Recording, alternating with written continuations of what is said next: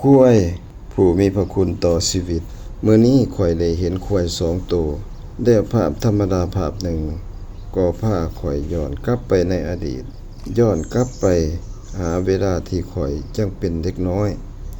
ช่วงชีวิตที่ควายยังเป็นส่วนหนึ่งของชีวิตคนเฮาแบบแยกบ่ออกตั้งแต่ยังน้อยข้อยเคยใส่ควายไถนาใส่ควายลากขาดลากไถและช่วยเวียกสารพัดในทุ่งนากลัวข้อยจะเติบใหญ่ขึ้นมากลัวข้อยจะได้เฮ็ดเวียกและไปไปเรียนอยู่ที่ต่างประเทศชีวิตในวัยเด็กของข้อยก็มีควายอยู่เบื้องหลังส่วนหนึ่งสมัยก่อนคนเฮาบ่มีรถไถนาบ่มีเครื่องจักรทันสมัยแบบสมัยนี้การไถนาการขาดหน้าการขนเขาการลากเกวียนหลายอย่างต้องอาศัยแรงงานจากคว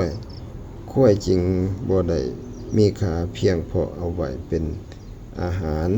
แต่ควายเคยเป็นแรงงานสำคัญที่ช่วยให้ครอบครัวหนึ่งมีข้าวกินช่วยให้ชาวนามีข้าวไปขายมีข้าวไปแจกญาติพี่น้องและช่วยให้ผู้คนดำรงชีวิตสืบต่อกันมาหลายชั่วอายุคน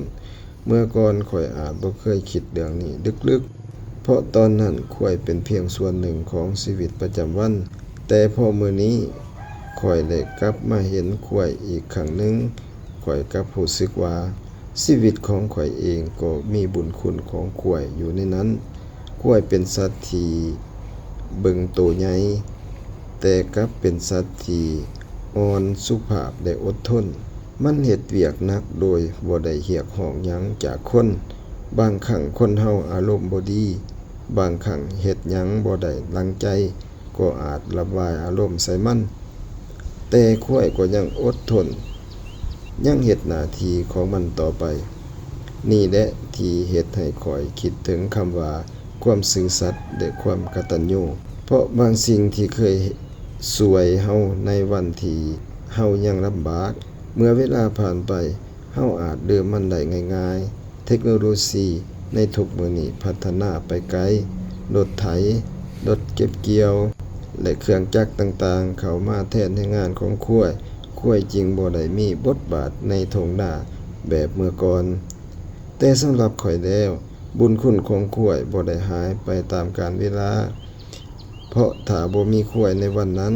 ข้อยอาจบ่ได้มีชีวิตในวัยเด็กแบบที่เคยมีบ่ได้มีข้าวจากทุ่งนาและอาจบ่ได้เติบโตมาฮอดมื้อนี้แบบที่เป็นอยู่มื้อนี้ข้อยจึงอยากบอกกับควายทุกตัวว่าขอบใจเด้อขอบใจที่เคยเป็นแห้งของคน